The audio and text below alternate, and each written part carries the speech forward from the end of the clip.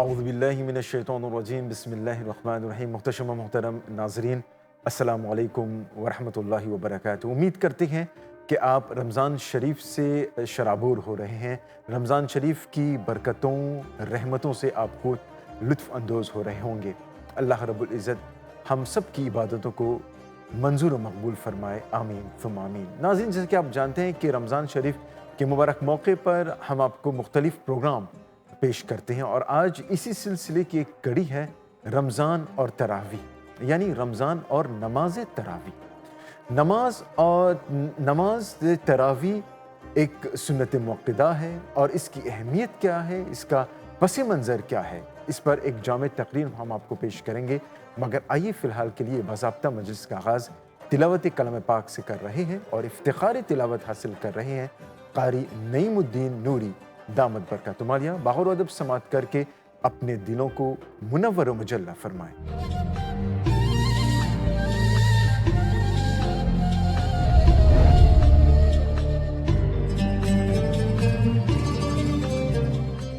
اعوذ باللہ من الشیطان الرجیم،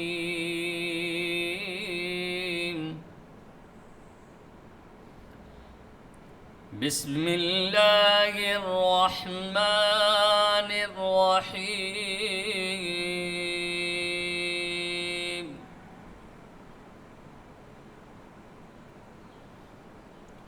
اِنَّا أنزلناه في ليلة القدر وما أدراك ما ليلة القدر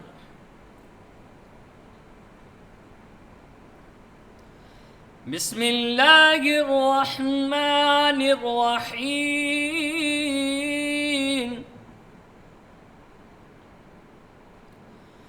اِنَّا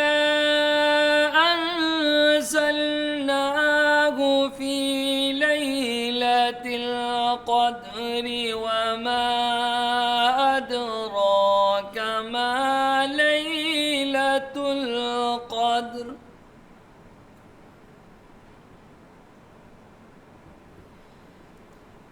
ليلة القدر خير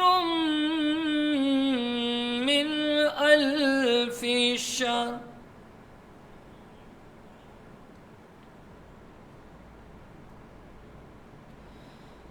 تنزل الملائكة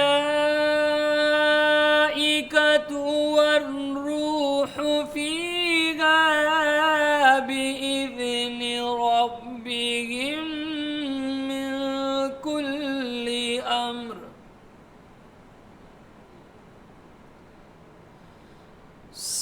سلام هي حتى مطلع الفجر صدق اللہ العظیم۔ ناظرین، رمضان شریف کی عبادتوں میں ایک اہم عبادت نماز تراویح ہے، اور جیسے کہ آپ کو معلوم ہے کہ نماز تراویح سنت موقدہ ہے۔ نماز تراویح کا پس منظر کیا ہے، اس کا آغاز کس طرح ہوا، اور اس کی کرائٹیریاز کیا ہیں، آئیے اس تمام باتوں پر ایک جامع تقریر ہم آپ کو پیش کر رہے ہیں از مولانا حافظ و قاری محمد حسین قادری دامت برکاتہ عالیہ۔ آپ سیدنا ابوبکر صدیق مسجد کے خطیب و امام ہیں، پیش خدمت ہیں رمضان اور تراویح پر مشتمل یہ جامع تقریر۔ الحمد للہ وحدہ والصلاة والسلام علی من لا نبی بعدہ وعلی آلہ واصحابہ الذین اوفوا عہدہ وبعد۔ مولاي صل وسلم دائما ابدا على حبيبك خير الخلق كلهم محمد اشرف الاعراب والعجم محمد خير من يمشي على قدم محمد ذكره روح لأنفسنا محمد شكره فرض على الأمم۔ معزز ناظرین سامعین، السلام علیکم ورحمۃ اللہ تعالی وبرکاتہ۔ الحمدللہ، آج آپ کے سامنے تراویح، رمضان اور قرآن اس حوالے سے کچھ اپنے معروضات پیش کرنے کے لیے حاضر ہوں۔ دعا ہے رب کریم میری زبان پر کلمہ حق جاری فرمائے اور سب سے پہلے مجھے اور ہم تمامی کو اس پہ خلوص للہیت کے ساتھ رضائے الہی کے لیے عمل کرنے کی توفیق رفیق عطا فرمائے۔ رمضان المبارک اسلامی سال کا 9واں مہینہ ہے اور اس ماہ کے روزے رکھنا جو کہ اس میں فرض کیے گئے ہیں، ہر مسلمان بالغ، عاقل، صحت مند، مقیم مرد عورت پر فرض ہے، اور جس کی ادائیگی کے ذریعے خواہشات پہ ایک کنٹرول، خواہشات کو قابو میں رکھنے کا ملکہ پیدا ہوتا ہے، اور وہی تقوی کی بنیاد ہے۔ اللہ سبحانہ و تعالیٰ نے قرآن مجید میں ارشاد فرمایا، اعوذ باللہ من الشیطان الرجیم، یا ایہا الذین آمنوا کتب علیکم الصیام کما کتب علی الذین من قبلکم لعلکم تتقون۔ اے ایمان والو، تم پر روزے فرض کیے گئے جیسا کہ تم سے پہلوں پہ فرض کیے گئے تھے تاکہ تم متقی اور پرہیزگار بن جاؤ۔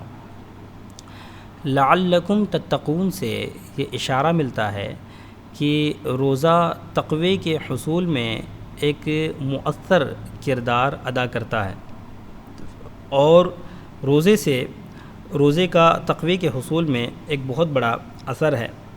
اسی ماہ مبارک میں اللہ سبحانہ و تعالیٰ نے انسانوں کی ہدایت کے لیے اپنی آخری کتاب قرآن مجید آسمان دنیا پہ نازل فرمائی، کہ جس سے استفادہ کی جو بنیادی شرط ہے وہ بھی تقوی ہے۔ پھر فرمایا رب کریم نے، ذالک الکتاب لا ریب فیہ ھدی للمتقین، یہ وہ کتاب ہے جس میں کوئی شک نہیں، اور یہ ہدایت ہے متقیین کے لیے، یعنی کہ تقوی اور پرہیزگاروں کے لیے، جو ان کے پاس تقوی ہو اور پرہیزگاری ہو۔ تو اللہ سبحانہ و تعالیٰ کے فرمان کے مطابق قرآن مجید سے، قرآن کریم سے ہدایت انہی لوگوں کو ملتی ہے جن کے اندر تقوی کی دولت ہو، جن کے اندر تقوی ہو۔ تو تقوی ایک بنیادی شرط ہے۔ رمضان کو قرآن کے ساتھ ایک بہت عظیم خصوصیت ہے۔ کچھ پہلو میں آپ کے سامنے پیش کروں کہ سب سے پہلے تو رمضان المبارک میں قرآن مجید کا نزول ہوا، اور ہمارے نبی صلی اللہ تعالی علیہ وسلم دوسرے مہینوں کی بنسبت رمضان المبارک میں قرآن عظیم کی زیادہ تلاوت فرمایا کرتے تھے، اور سیدنا جبرائیل علی نبینا علیہ الصلاۃ والسلام بھی آقا علیہ الصلاۃ والسلام کے ساتھ رمضان المبارک میں قرآن مجید کا دور کیا کرتے تھے، اور تراویح میں ختم قرآن پاک کا اہتمام یہ بھی قرآن کا رمضان کے ساتھ ایک جو تعلق ہے اس کو ظاہر کرتا ہے۔ اور صحابہ اکرام، بزرگان دین، ہمارے اسلاف نے قرآن مجید کی جو تلاوت رمضان المبارک میں کی ہے، اس سے بھی پتہ چلتا ہے کہ ہمیں رمضان المبارک میں قرآن عظیم سے کتنا شغف ہونا چاہیے، کتنی قربت ہونی چاہیے، کتنا لگاؤ ہونا چاہیے۔ رمضان المبارک کا قرآن عظیم کے ساتھ ایک جو خاص تعلق ہے، اس کی سب سے پہلی بڑی دلیل یہ ہے کہ اللہ سبحانہ و تعالیٰ نے قرآن مجید کو رمضان المبارک میں نازل فرمایا، ایک رات میں آسمان دنیا پہ نازل فرمایا، پھر وہاں سے آسمان دنیا سے ضرورت کے مطابق تقریباً 23 سالوں میں نبی کریم صلی اللہ تعالیٰ علیہ وسلم کے اوپر قرآن مجید کا نزول ہوا۔ نہ صرف یہ کہ قرآن مجید، بلکہ مسند احمد کی حدیث مبارکہ کے مطابق نبی کریم صلی اللہ تعالیٰ علیہ وسلم نے فرمایا کہ مصحف ابراہیمی، تورات اور انجیل بھی رمضان المبارک ہی میں نازل کیے گئے۔ فرق صرف اتنا ہے کہ یہ تمام صحائف جو دوسرے انبیاء کرام اور رسولان اعظام کے اوپر جو نازل ہوئے، یہ ایک بار یہ نازل ہوئے، اور قرآن مجید تھوڑا تھوڑا کر کے نبی کریم صلی اللہ تعالیٰ علیہ وسلم کے اوپر ضرورت کے مطابق نازل کیا گیا۔ قرآن و حدیث میں یہ دلائل واضح ہیں، اور امت مسلمہ کا اتفاق ہے کہ قرآن کریم لوح محفوظ سے آسمان دنیا پر رمضان المبارک ہی میں نازل ہوا ہے۔ اس طرح سے رمضان اور قرآن کا ایک خاص تعلق ہے، وہ روز روشن کی طرح واضح ہو جاتا ہے۔ اور آج کا جو موضوع ہے اس کے حوالے سے میں آپ کو بتاؤں کہ رمضان المبارک کا قرآن کریم کے ساتھ جو خاص تعلق کا جو ایک عظیم مظہر ہے وہ نماز تراویح ہے۔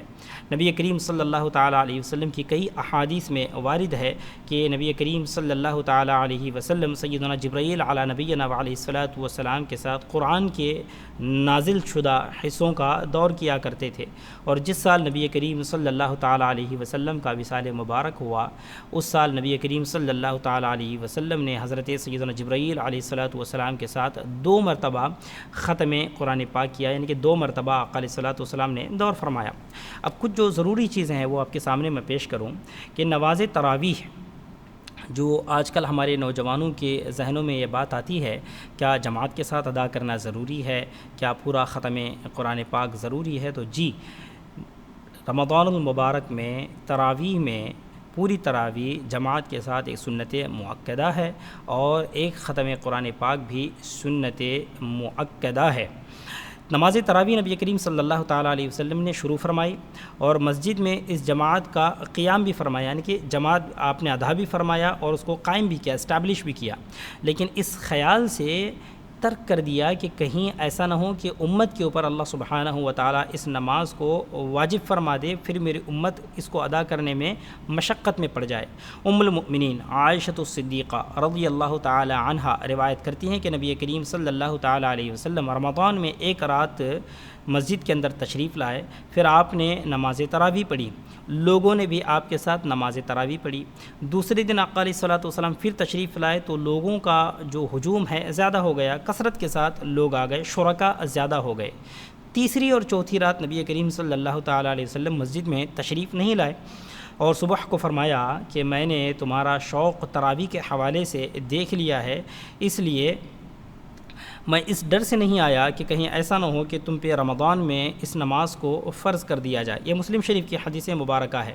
سیدنا ابو ہریرہ رضی اللہ تعالی عنہ کی ایک اور روایت جو مسلم شریف میں ہے، وہ فرماتے ہیں کہ نبی کریم صلی اللہ تعالی علیہ وسلم قیام رمضان کی ترغیب تو دیتے تھے، یعنی کہ رمضان المبارک میں قیام اللیل کی قیام کی ترغیب تو دیتے تھے، لیکن اس کی وجوب کا حکم نہیں دیتے تھے۔ آپ فرماتے کہ جو شخص رمضان کے راتوں میں نماز تراویح پڑھے اور وہ ایمان کی حالت میں ثواب کی نیت سے قیام کرے تو اللہ سبحانہ و تعالیٰ اس کے تمام گزشتہ گناہوں کو معاف فرما دے گا۔ نبی کریم صلی اللہ تعالیٰ علیہ وسلم کا یہ عمل آپ کے وصال مبارک تک رہا، دور صدیقی میں بھی یہی معمول رہا، اور عہد فاروقی کی ابتدائی حصے میں بھی یہی معمول رہا۔ صحیح مسلم کی اس حدیث مبارکہ سے یہ معلوم ہوا کہ نبی کریم صلی اللہ تعالیٰ علیہ وسلم کی حیات میں سیدنا ابوبکر صدیق رضی اللہ تعالیٰ عنہ کے دور خلافت میں اور حضرت عمر رضی اللہ تعالیٰ عنہ کی ابتدائی دور خلافت میں نماز تراویح کا با جماعت سے پڑھنے کا کوئی اہتمام نہیں تھا، صرف ترغیب دی جاتی تھی اور انفرادی طور پر نماز تراویح پڑھی جاتی تھی۔ البتہ سیدنا عمر رضی اللہ تعالیٰ عنہ کے عہد خلافت میں یقیناً تبدیلی ہوئی، اور اس تبدیلی کی وضاحت علماء اکرام نے، محدثین نے، فقہاء نے اس طرح کی کہ نماز عشاء کے بعد سیدنا عمر رضی اللہ تعالیٰ عنہ کے دور میں تراویح 20 رکعت پڑھی جاتی تھی۔ موطا امام مالک کی حدیث مبارکہ ہے کہ 20 رکعت تراویح حضرت عمر رضی اللہ تعالیٰ عنہ کے دور میں پڑھی جاتی تھی، اور وطر سے پہلے اور نماز کے بعد، اور یہ سلسلہ پھر شروع ہو گیا۔ آپ اس سے اندازہ کریں، نبی کریم صلی اللہ تعالیٰ علیہ وسلم نے فرمایا کہ تم پر میری سنت واجب ہے اور میرے خلفاء کی سنت واجب ہے، اور صحابہ کرام رضوان اللہ تعالیٰ علیہم اجمعین اس معاملے میں یعنی کہ عبادات میں بہت حساس تھے۔ سیدنا عمر رضی اللہ تعالیٰ عنہ نے اس کو شروع کیا۔ اب یہ سوال یہ اٹھتا ہے کہ سیدنا ابوبکر صدیق رضی اللہ تعالیٰ عنہ کے دور میں کیوں نہیں شروع ہوا؟ وہ اس لیے شروع نہیں ہوا کیونکہ سیدنا ابوبکر صدیق رضی اللہ تعالی عنہ کی دور خلافت ایک تو قلیل مدت کے لیے تھی، اور دوسری جو سب سے عظیم وجہ یہ تھی کہ داخلی فتنے تھے، خارجی فتنے تھے، تو اس عظیم سنت کو اسٹیبلش کرنے کے لیے، اس عظیم سنت کو جاری کرنے کے لیے وہاں پہ موقع میسر نہیں آیا۔ پھر سیدنا عمر رضی اللہ تعالی عنہ نے ایک دن دیکھا کہ لوگ انفرادی طور پہ نماز تراویح کا اہتمام کر رہے ہیں، تو آپ نے امامت کے ساتھ سیدنا ابی بن کعب رضی اللہ تعالی عنہ کو امام بناتے ہوئے تراویح کا با جماعت اہتمام کیا۔ تو چونکہ کسی صحابی نے اس کے نکیر نہیں کی، کسی صحابی نے اس کے خلاف کوئی آواز نہیں اٹھائی، بلکہ سب لوگوں نے جماعت کے ساتھ 20 رکعت تراویح ادا کی۔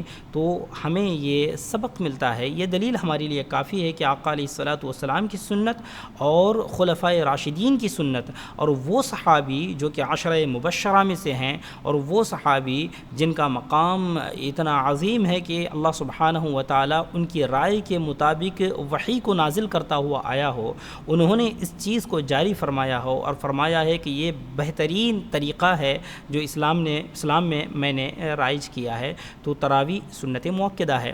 ایک گزارش اب یہ کروں گا کہ قرآن کے ساتھ اپنے ایک کنیکشن کو، اپنے تعلق کو مضبوط کریں، اور تراویح کے حوالے سے یہ بھی عرض کرتا چلوں کہ یہ جو ایک نیا کانسیپٹ نکل پڑا ہے کہ تراویح بہت جلدی ہونی چاہیے، ہم سستی کا مظاہرہ کرتے ہیں قرآن مجید سننے میں۔ یاد رکھیں کہ اگر ایک لفظ بھی حافظ صاحب جلدی میں آپ کے پریشر میں چبا جاتے ہیں یا بغیر مخرج کے ادا کر کے چلے جاتے ہیں، تو وہ جو سنت مؤکدہ ہے ختم قرآن پاک کی، وہ ادا نہیں ہوگی۔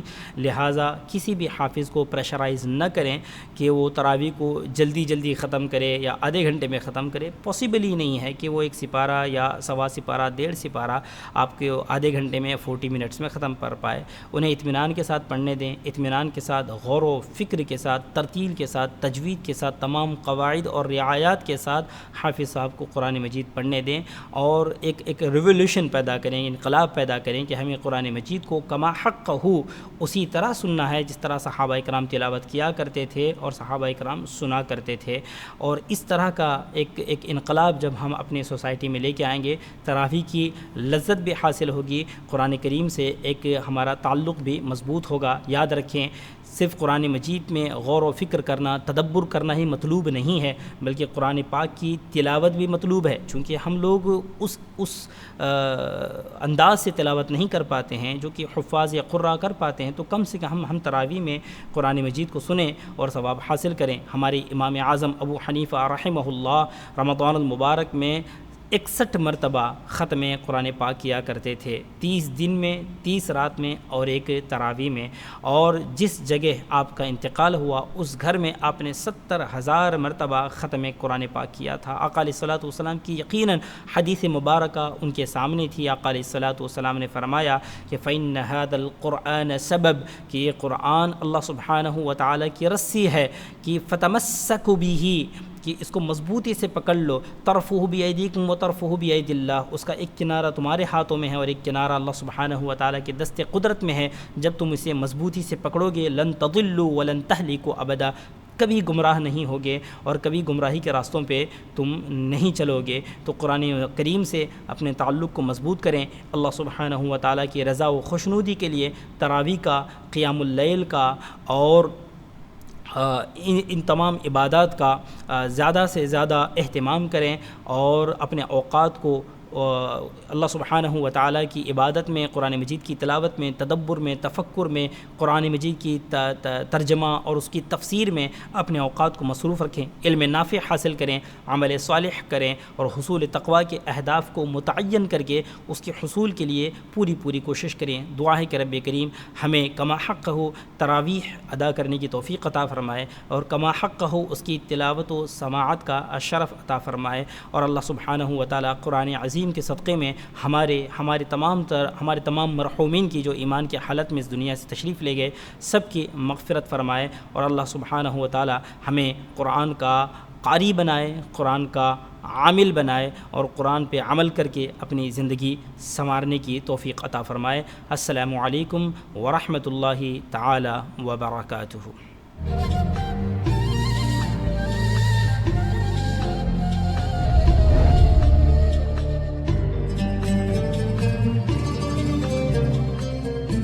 ناظرین، ابھی آپ رمضان شریف اور نماز تراویح پر ایک جامع تقریر سماعت کر رہے تھے۔ اللہ رب العزت ان پر ہم کو عمل کرنے کی توفیق عطا فرمائے، آمین ثم آمین۔ اور آخر میں ایک نعت رسول مقبول صلی اللہ علیہ وسلم کے ساتھ ہم پروگرام کا اختتام کرنا چاہیں گے، اور نعت شریف پیش کرنے کی سعادت حاصل کر رہے ہیں جناب حافظ زوکاری زید قادری دامت برکاتہم علیہ۔ اس کا لطف اٹھائیے اور ہمیں اجازت۔ ایک بار پھر آپ تمام لوگوں کو رمضان شریف بہت بہت مبارک ہو. دعا میں یاد کریں. السلام علیکم ورحمۃ اللہ وبرکاتہ. سیر گلشن کون دیکھے دشت طیبہ چھوڑ کر. سیر گلشن کون دیکھے دشت طیبہ چھوڑ کر. سوئے جنت کون جائے در تمہارا چھوڑ کر. سرگزشتے غم کہوں کی سے تیرے ہوتے ہوئے. سرگزشتے غم کہوں کی سے تیرے ہوتے ہوئے. کس کے در پر جاؤں تیرا آستانہ چھوڑ کر. کس کے در پر جاؤں تیرا آستانہ چھوڑ کر. بے لقائے یار ان کو چین آ جاتا اگر. بے لقائے یار ان کو چین آ جاتا اگر. تو بار بار آتے نہ یوں جبریل سدرا چھوڑ کر. بار بار آتے نہ یوں جبریل سدرا چھوڑ کر. مر ہی جاؤں میں اگر اس در سے جاؤں دو قدم. مر ہی جاؤں میں اگر اس در سے جاؤں دو قدم. کیا بچے بیمار غم قرب مسیحا چھوڑ کر. کیا بچے بیمار غم قرب مسیحا چھوڑ کر. ایسے جلووں پر کروں میں لاکھ حوروں کو نثار. کیا غرض کیوں جاؤں جنت کو مدینہ چھوڑ کر. کیا غرض کیوں جاؤں جنت کو مدینہ چھوڑ کر. بخشوانا مجھ سے عاصی کا روا ہوگا کسے. بخشوانا مجھ سے عاصی کا روا ہوگا کسے.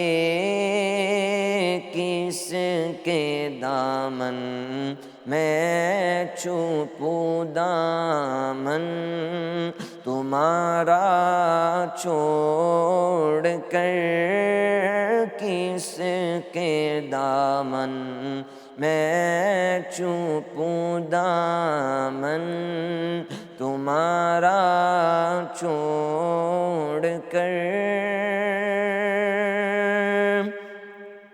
مر کے جیتے ہیں جو ان کے در پہ جاتے ہیں حسن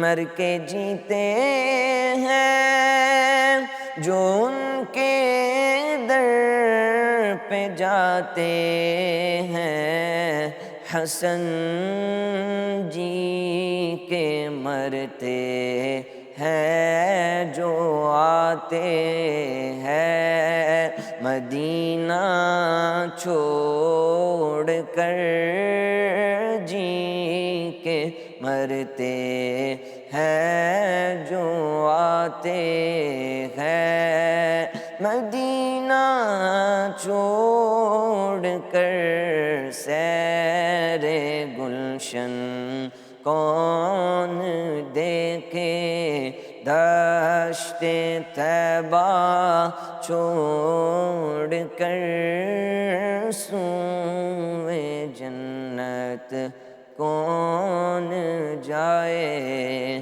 در تمہارا چھوڑ کر